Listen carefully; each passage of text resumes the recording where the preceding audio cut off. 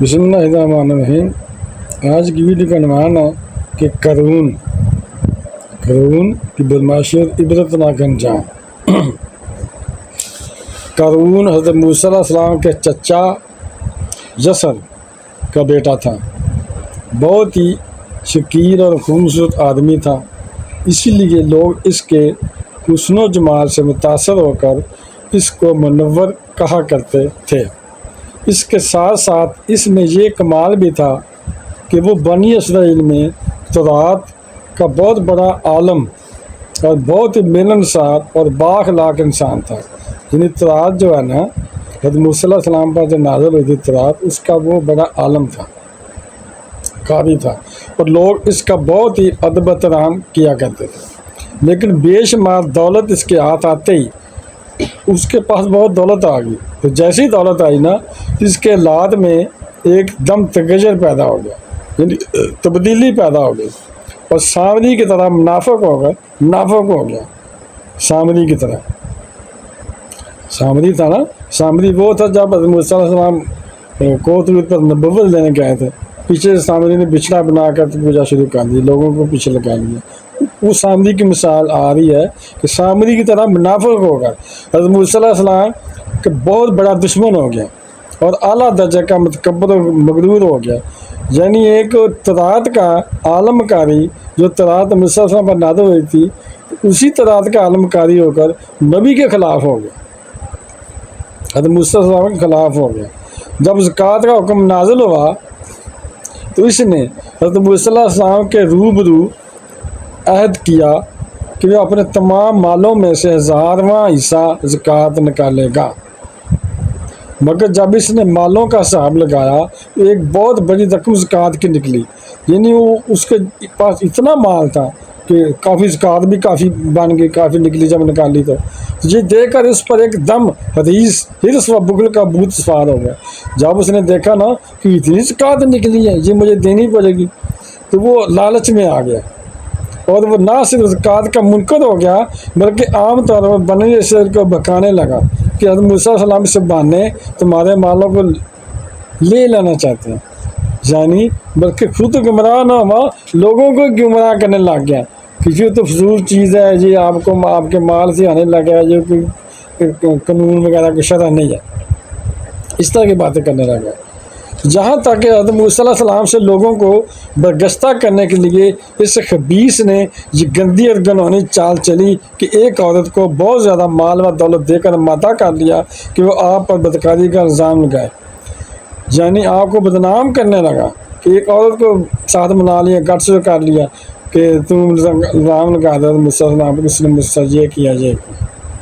چنانچہ عین اس وقت جب کہ موسیٰ علیہ السلام فرما رہے تھے، وعظ فرما رہے تھے، تو قارون نے آپ کو ٹوکا کہ فلانی عورت سے آپ نے بدکاری کی ہے، یعنی آپ کو بدنامی کرنے کی وجہ سے ٹوکا کہ فلاں عورت سے، جس سے اس نے پہلے گھٹ سے کر رکھا تھا قارون نے، حضرت موسیٰ علیہ السلام کا فلاں عورت سے آپ نے بدکاری کی ہے، غلط کام کیا۔ حضرت موسیٰ علیہ السلام نے فرمایا اس عورت کو میرے سامنے لاؤ، چنانچہ وہ عورت بلائی گئی۔ حضرت موسیٰ علیہ السلام نے فرمایا اے عورت، اللہ کی قسم، اس اللہ کی قسم جس نے بنی اسرائیل کے لیے پہاڑ کو پھاڑ دیا اور عافیت و سلامتی کے ساتھ دریا کے پار کرا کر فرعون سے نجات دی،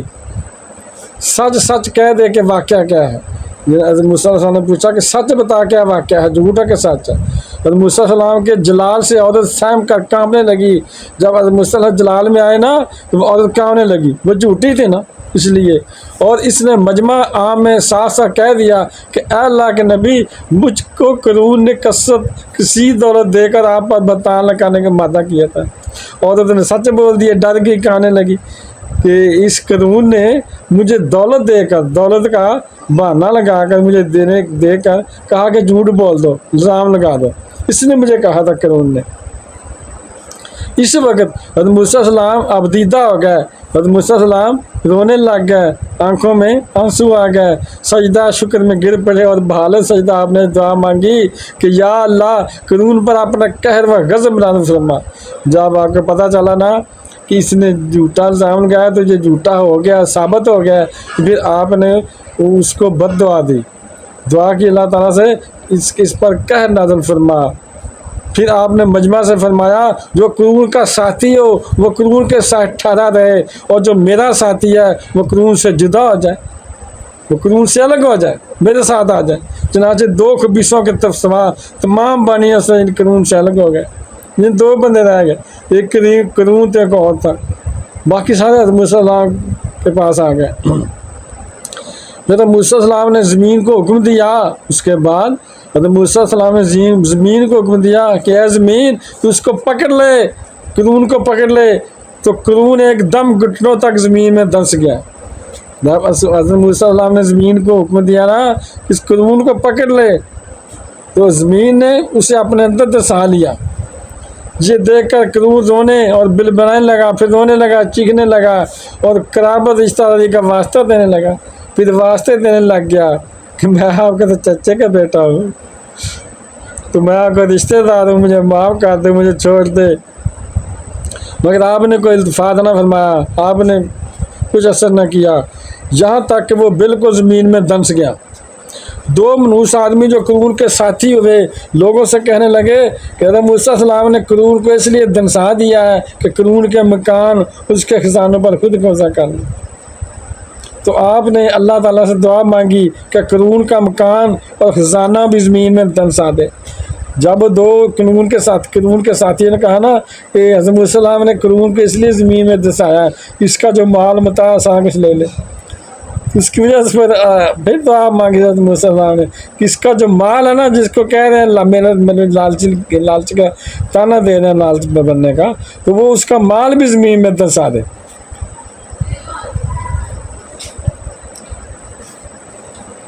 کہ قرون کے مکان اس کے خزانوں پر خود قبضہ کر لیں۔ تو آپ نے اللہ تعالیٰ سے دعا مانگی کہ قرون کا مکان اور خزانہ بھی زمین میں دھنس جائے۔ چنانچہ قرون کا مکان جو سونے کا تھا، سونے کا مکان تھا، اتنا دولت مند تھا، اور اس کا سارا خزانہ سبھی زمین میں دھنس گئے۔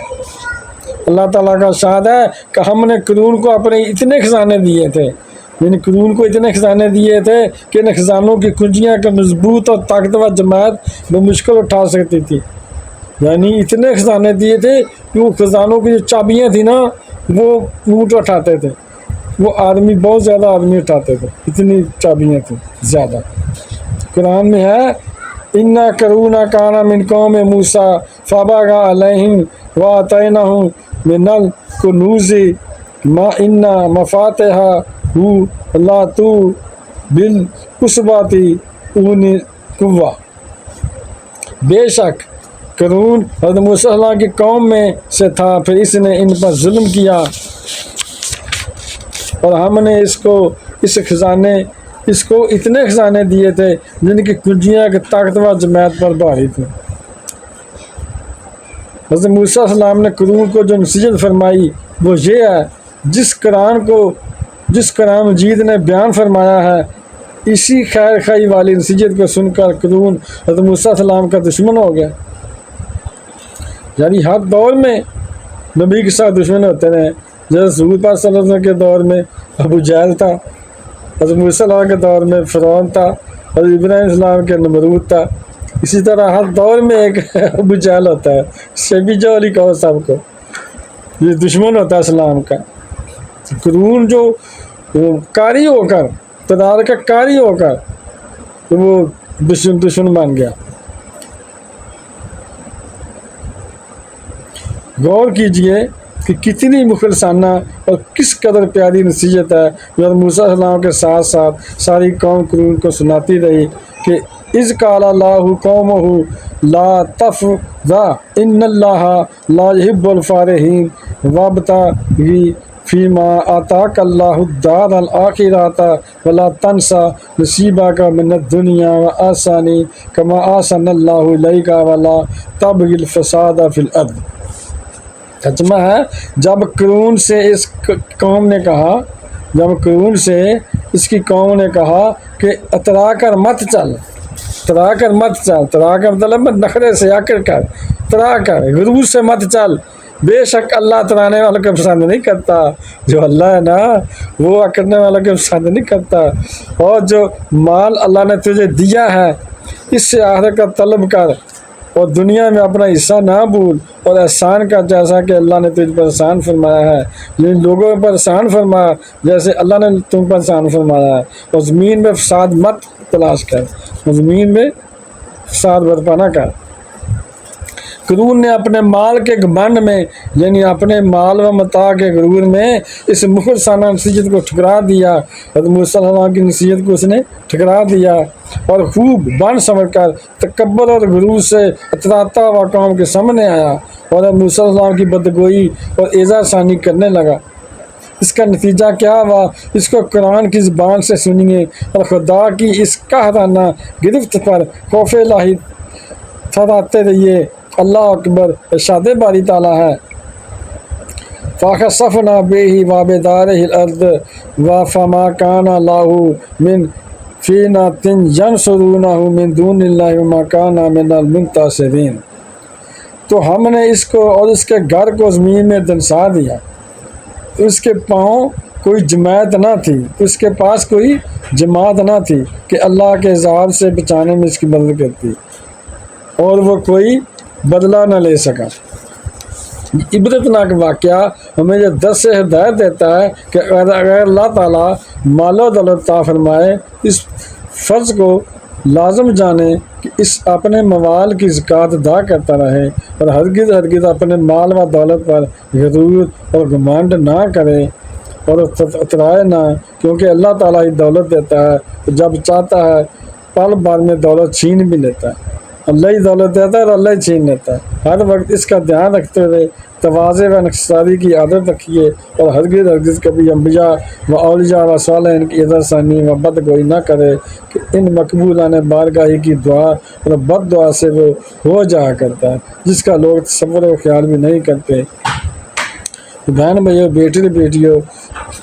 اگر آپ کو میری ویڈیو پسند آئی ہے اور ابھی تک اگر آپ نے میرے چینل کو سبسکرائب نہیں کیا تو لازمی کر لیں، اور بیل کو دبا کر آل پر کلک کر دیں تاکہ میری آنے والی اچھی سے اچھی ویڈیوز آپ کو ملتی رہیں۔ تو ہم ملتے ہیں نیکسٹ ویڈیو میں۔ السلام علیکم، خدا حافظ۔